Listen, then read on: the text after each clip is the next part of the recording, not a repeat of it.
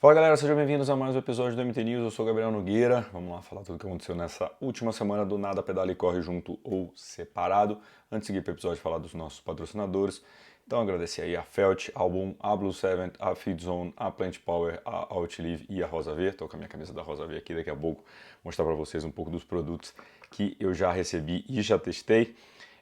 Falar se você curte o nosso conteúdo, você pode ser membro do nosso canal. Do lado do botão inscrito tem o botão Seja Membro. Ali vocês vão ver os benefícios que o membro do nosso canal tem. E por apenas um gelzinho por mês, vocês ajudam muito o Mundo Tri a gerar cada vez mais conteúdo para vocês. Já agradecer a todos os nossos membros que estão aí no grupo, trocando ideia, fazendo muita resenha, ajudam nas pautas também. Então vamos lá, quer ser membro do Mundo Tri? É a sua hora e ajuda a gente a fazer cada vez mais conteúdo. Lembrando, se você está no teu iPhone, esse botão não existe, não aparece. Então a gente deixa o link aqui embaixo, vou deixar o link de todos os nossos parceiros de desconto, né, do MT Desconto, camiseta do Mundo Tri, enfim, vai ficar tudo aqui embaixo. Então vamos lá, vamos falar um pouquinho dos resultados do final de semana. Rolou o Ironman de Leeds, na Inglaterra. Sam Laidlow, sim, em 3 semanas ele fez 2 provas de full, depois de passar o começo do ano inteiro quase que sem treinar.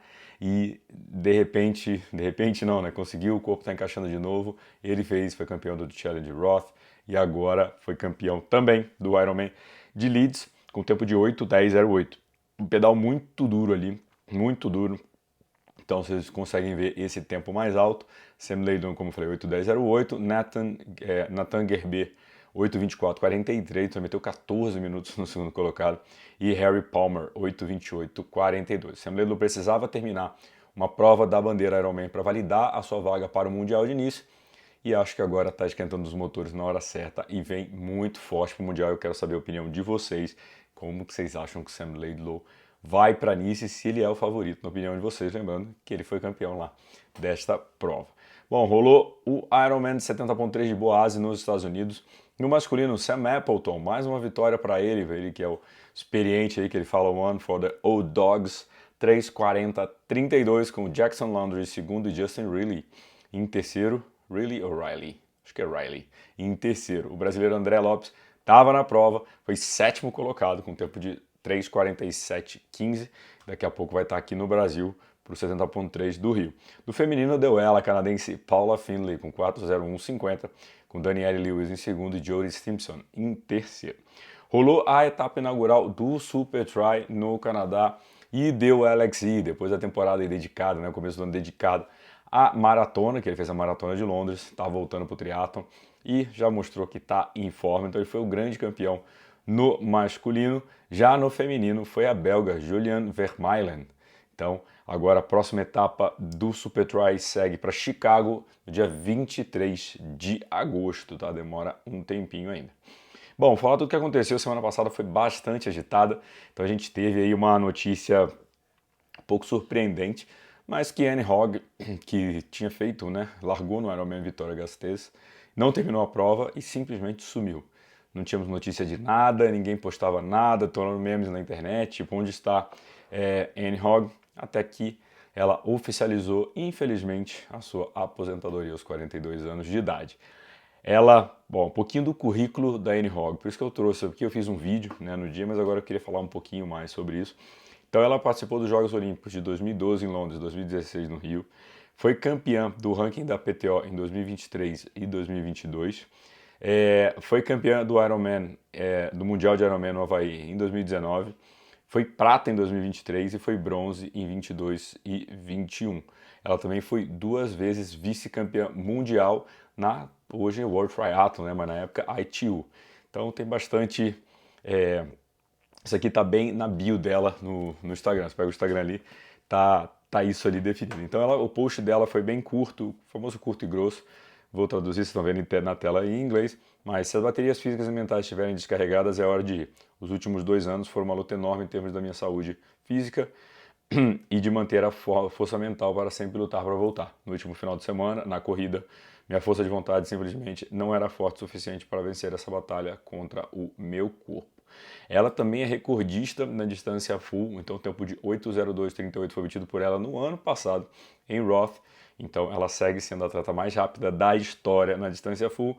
E infelizmente o que me deixa muito, mas muito triste é que ela não estará no Mundial de Kona esse ano. Ia ser muito legal se ela conseguisse se aposentar ali, né, no grande palco, né, do esporte, mas se ela, né, aposentou agora é porque o negócio estava muito no limite mesmo e a gente quer ver os grandes se aposentando na alta, né? Então, uma escolha aí, claro, nos deixa saudosistas de não poder vê-la mais em ação, mas entendemos demais o caso dela. Aqui está um post aqui, o Triathlon Insights postou, que eu gostei bastante, que resume que ela tem 20 vitórias, como eu falei, campeã mundial 2019, 2 vezes em Jogos Olímpicos, 23 provas onde ela ficou na sequência no pódio, então largava era pódio. Foram 43 pódios na sua carreira, 6 vezes pódio na World Triathlon, né, World Championships, na verdade World Championships, né, mundiais no geral, 3 vezes campeã de Roth, campeã aqui europeia também, 2023 da PTO, e como eu falei, 8:02:38 World Best Iron Distance Time. Na verdade é Full Distance, né? Não é Iron Distance Time, mas é Full Distance Time. Então, um pouco da carreira de Anne Hogg, a gente agradece por ter podido vê-la competir, e agora ela segue, com certeza vai seguir envolvida com o esporte, mas de uma outra forma. Uma outra notícia agora envolvendo o World Triathlon foi a polêmica sobre a Corte de Arbitral, né, do esporte confirmou que teve uma possível corrupção no processo de eleição da World Triathlon aí no ano retrasado. Tá? Eu vou pegar aqui a matéria do Try Today falando sobre o assunto, vou traduzir aqui literalmente, mas ó, a comunidade, o Tribunal Arbitral do Esporte confirmou que a corrupção desempenhou um papel significativo nas eleições mais recentes da World Triathlon. As eleições, que viram o espanhol Antônio Fernández Arrimani suceder Marisol Casado após seus 12 anos como presidente, já era alvo de rumores nos bastidores.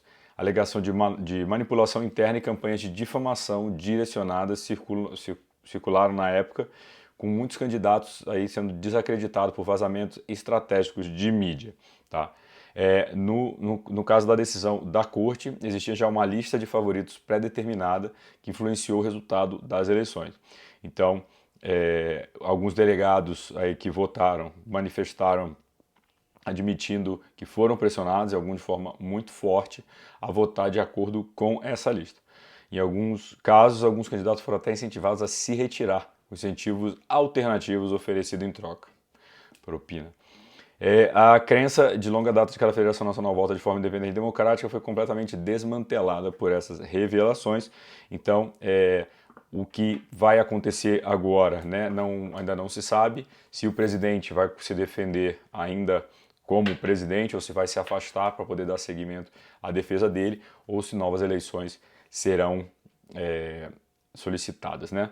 Bom, é uma pena quando o esporte, aí eu vou falar de todos os esportes, vão para esse tipo de conversa. A gente gosta de ver a competição ali acontecendo, esses bastidores, essa politicagem, muitas vezes esses dirigentes não querem o bem do esporte, querem o seu bem ou do seu grupo, né? Então é muito complicado quando vai por essa seara, envolve dinheiro, envolve muita coisa, envolve poder, e a gente já sabe que o ser humano não responde muito bem em situações como essa. Vimos vários casos de confederações nacionais ou internacionais com grandes escândalos aí de corrupção. A gente teve, né, no caso do futebol da FIFA, aqui no Brasil a CBDA teve, a CBV do vôlei também teve, enfim, o próprio COI, né, passou por uma situação, o COB, perdão, situação como essa, né, do Nussmann, ali já muitos e muitos e muitos anos na gestão.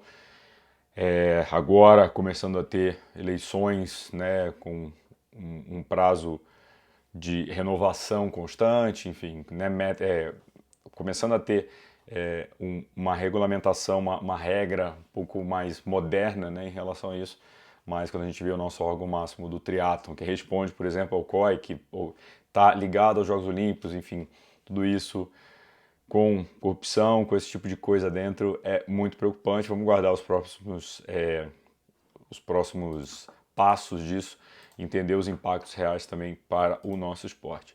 Bom, seguindo aqui um pouquinho, eu falei essa semana até num outro vídeo que eu fiz, o Challenge Roth divulgou os dados de vácuo dos atletas profissionais com o dispositivo Race Ranger. Então, o Race Ranger é um dispositivo que mede a distância, vai medir a distância entre as bikes e vai emitir uma luz que você consegue ver no atleta da frente se dependendo da cor, se você está fora da zona, está entrando na zona ou se você entrou na zona de vácuo.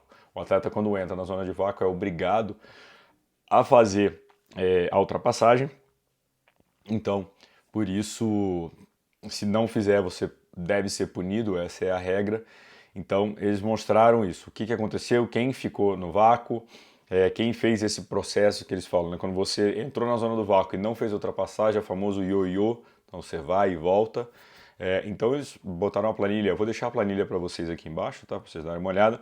Mais alguns dados aqui, né? O tempo que os atletas ficaram ilegais, que eles chamam aqui, na roda. Vamos começar aqui pelo masculino. Então, quando ele fala tempo ilegal, é o seguinte: no Tandy Roth você tinha 25 segundos para ultrapassar. Então, você demorou 25 segundos, até 25 segundos você não teve nenhum tempo ilegal, você está dentro da legalidade. Agora, se ficou 26 segundos, você passa a ter 1 segundo de tempo ilegal. Então, eles somaram tudo isso, tudo que passa dos 25 segundos, para entender os atletas que mais fizeram o ioiô, os atletas que mais tempo ficaram na roda, e alguns resultados foram bastante curiosos. Por exemplo, o francês Vincent Louis ficou 9 minutos e 35 em total tempo ilegal. Ele fez 40 vezes o ioiô. A roda preferida dele foi a de Henry Schulman, onde ele ficou 6 minutos e 12, e ele chegou a ficar 1 minuto e meio, quase 1 minuto e 27, ilegal, ou seja, tem os 25 segundos mais, ou seja, chegou a ficar 2 minutos aqui, numa tacada só, na roda do Henry Schulman, tá? E fala até o horário que foi aqui, bem legal, e fala a quantidade de ultrapassagens que o atleta fez. Outros atletas aqui também passaram um pouco, tem o Tristan Olige, que ficou aqui 13 minutos, a gente teve o Aaron Royal aqui 4 minutos e 30, Timo Sheffield ficou 22 minutos, então assim, algumas questões são levantadas aqui, e até quando eu postei alguns atletas, alguns seguidores comentaram, mas como é que o atleta não consegue, são só 3 cores, como é que faz? Existem várias questões envolvidas nesse assunto, e eu vou pegar aqui eu tô falando, eu nunca tive a oportunidade ainda de competir com o Race Ranger, quem sabe um dia isso chega também para nós amadores, mas eu quero pegar aqui o vídeo, quando eu falei, porque tem um comentário muito legal da Pamela Oliveira, que já passou por isso, e ela fala o ponto dela como atleta, porque assim, pode existir o vácuo? A gente pode acreditar que sim, que isso possa acontecer, mas quando a gente vê tanto tempo assim, ou quantidade de ioiô, por exemplo, o atleta fazer 40 ioiôs, alguma coisa está errada, o atleta não entendeu o funcionamento, o atleta não está acostumado com o negócio, tem que haver um treinamento? Não tem, é obrigação do atleta, mas assim, o objetivo não é punir por punir, é ter uma prova limpa, então assim, o atleta tem que aprender a usar também, então eu vou abrir aqui, ó, aspas total aqui para a grande Pamela Oliveira. Uma coisa que me confundia era quando alguém estava fazendo uma ultrapassagem em mim. Automaticamente eu via a traseira dele piscar vermelho até ficar numa distância segura. Esse vermelho piscante está sendo contabilizado aonde? Aí, né, em relação à planilha. Fica como se eu estivesse entrando na zona de vácuo e saído, tipo ioiô. Então, por exemplo, o atleta me ultrapassou, na ultrapassagem entrou. Se ele entrou, me fechou, por exemplo, a distância, por exemplo, do Challenge Roth eram 20 metros. Digamos, ultrapassei 1 metro, já entrei. Nessa hora, você que está atrás, automaticamente você está numa zona de vácuo, mas na verdade não é um vácuo, porque o atleta está te ultrapassando, ele vai abrir de você, se você vai manter a tua velocidade, ele vai abrir. Então ela ficou em dúvida se isso entrou aqui nessa planilha, e ele consegue, né, diferenciar, se ele consegue, por exemplo, diferenciar se a pessoa estava passando do seu lado, porque é uma pessoa que leva muita ultrapassagem para levar a fama que entrou muito no ioiô. Então isso é legal, então assim, como eu falo da dificuldade, é isso. O que está contando? Onde é que vai contar? Será que isso aqui vai punir o atleta? Mas será que o atleta realmente fez? Então, assim, é a primeira vez que esses dados são disponibilizados. Foi um voto dos atletas, o Sam Bladel puxou essa votação no briefing dos atletas, tá? Então, para entender melhor esses números, ok? O que esses números querem dizer? Se os atletas estão realmente fazendo vácuo ou não, se isso está sendo contabilizado de uma forma não correta, por exemplo, tá? Aqui no começo da apresentação, ele fala um pouco dos trechos que eles removem alguns dados, como logo no começo, na saída da transição, onde as bikes estão muito enroladas ali e tal. Ele fala um pouco também sobre algumas subidas ali, porque aí na subida você, né, não tem o vácuo, né? Então ele fala aqui de forma ampla, mas não discrimina isso. Se foi, por exemplo, isso, às vezes ficou na ultrapassagem e você ficou às vezes ali acima do tempo porque o atleta estava te ultrapassando. Você estava na tua ali paradinho, fizeram você entrar na zona de vácuo. Imagina que você está a 40 por hora, alguém está passando a 41. Entrou na sua frente, você continua aos 40, a pessoa 41 vai abrindo, abrindo, abrindo, mas você não abriu ultrapassagem, ele que está te ultrapassando e te fechou. Então, se isso entra, e como isso vai ser computado, porque se você for punido por causa disso, a culpa não é sua, né? Você não praticou nada ilegal. Mas só para trazer um pouco desses detalhes aí, comentário da Pamela Oliveira. A Laura Philipp, por exemplo, aqui também no feminino, a gente teve uma atleta que ficou mais tempo, foi a Justine Mathieu, que ficou 9 minutos e 19, e ela ficou... o tempo maior foram 40 segundos na roda de alguém, então assim, a prova feminina me pareceu mais fair, né, mais justa do que a masculina, mas também a gente tinha 19 atletas aqui, 21 atletas, enquanto no masculino a gente tinha quase 60 atletas, então o field um pouquinho mais cheio, você vai ter mais situações de ultrapassagem, mais situações de confusão. Mas claro, um atleta, por exemplo, que fica 22 minutos ilegal, alguma coisa tem errado ali. Esse atleta ou não entendeu o negócio, ou enfim, porque até se for maldade chega a ser burrice, né? Porque 22 minutos não faz muito sentido. Mas queria trazer para vocês uma análise um pouquinho maior disso, vou deixar o link aqui embaixo. Queria saber de vocês, se vocês querem que isso chegue no amador, se vocês têm vontade de competir com o Race Ranger, para a gente trocar um pouquinho de ideia disso aí. Bom, eu falo sempre no começo do MT News que a Subnada Pedala e Corre juntou separado, então vamos falar do Pedala separado. Então no último domingo acabou o Tour de France, dessa vez uma chegada diferente em Paris, subindo ali até a Sacré-Cœur, voltando, então foi um trajeto bem interessante que montaram ali em Paris, as ruas cheias, todo mundo torcendo ali, e a última etapa foi diferente, né? Não foi aquela etapa de sprint que geralmente acontece, mas o Tour de France sagrou novamente, 4 vezes agora, Tadej Pogačar como o grande campeão, com Jonas Vingegaard em segundo e Florian Lipovitz em terceiro lugar. Trazer também que a gente tem um feito muito legal aqui para o Brasil, que a Tota Magalhães, ciclista brasileira, se tornou a primeira mulher aí no Tour de France Femme, né? Então, a primeira mulher brasileira a estar no Tour de France feminino. Então, a Tota, que já está, no momento que eu estou gravando aqui, foi a terceira etapa, se eu não me engano. Então, segue aí o Tour de France Femme, que já começou aí na sequência do Tour de France masculino, tá? Então, tá aí a foto da Tota Magalhães. Então, sucesso a Tota, cada vez mais escrevendo a sua história, mas reescrevendo o ciclismo feminino, né? A história do ciclismo feminino brasileiro no circuito mundial. Bom, vamos falar agora da capa do vídeo do Metrópolis Endurance. Sigo em Brasília, vocês viram que minha voz não tá boa ainda. Foram muitas entrevistas, foram 2 dias de transmissão. A gente transmitiu o Aquathlon no sábado e o triatlo olímpico, né, o Standard ontem no domingo. Então, primeiro já agradecer ao Metrópolis pela oportunidade, pelo convite de nos trazer aqui para poder trazer todas as emoções para vocês. Agradecer a todo mundo que acompanhou a nossa live, que estava ali, que comentou, que mandou mensagem, que sugeriu também melhoras, né, para um próximo. Tomara que venha um próximo logo, mas para a gente sempre um grande aprendizado. Fazer ao vivo não é fácil, então eu tiro o chapéu aí a todo mundo que faz transmissão ao vivo, porque tudo acontece ali, está acontecendo, não tem como refazer depois. Então, isso aconteceu, né? Até recebi bastante mensagem durante a transmissão, algumas pessoas, pô, tenta mostrar isso, tenta mostrar aquilo. Não é tão fácil, a gente não pode colocar tantas as motos que a gente quer no circuito, não é assim. A gente precisa zelar pela segurança geral da prova, como uma prova com os amadores juntos. Tem sempre uma tensão extra, né, nesse quesito. Acabou que no ciclismo feminino a gente acabou pegando poucas imagens ali da DJ, e depois a gente conseguiu pegar bastante a DJ na corrida, mostrou ela bastante, então foi uma correção de rota que a gente conseguiu também fazer no meio do caminho, mas é isso, fazer o ao vivo tem problemas técnicos no meio do caminho que você tem que resolver com o carro em andamento, né? Então, acho que o saldo foi super positivo poder trazer para vocês a emoção dessa prova, que pagou simplesmente R$100 mil de premiação para os atletas. Então, ó, 20 mil para o primeiro ou para a primeira, 12 para o segundo ou segunda, 8 para a terceira, 6 mil para a quarta ou para o quarto e 4 mil para o quinto colocado. Então, baita premiação, os atletas foram convidados, ganharam passagem, ganharam hospedagem. Então, Metrópolis fez um trabalho sensacional com os atletas, estava todo mundo muito feliz de poder competir em casa, um nível muito alto de competição. Então, foi muito, mas muito, muito legal ter tudo isso aqui no quintal da minha casa, né, no caso seja de Brasília, mas aqui no nosso país. Bom, no masculino, falando um pouquinho, né, o Manuel Messias era tido como um favorito, conseguiu sair no grupo da frente, e rapidamente ele e o Diego Moya já conseguiram trabalhar junto no pedal para abrir para o segundo grupo e saírem para correr com alguma distância. Já sabia que o Manuel correndo tinha vantagem em relação ao Moya, então o Manuel assim que pisou, né, já começou a abrir um pouquinho para o Diego Moya. O Moya foi controlando a distância para os demais colocados, então um trabalho em grupo deles que treinam juntos sob a tutela de Reinaldo Colucci, então fizeram um trabalho de equipe muito bom.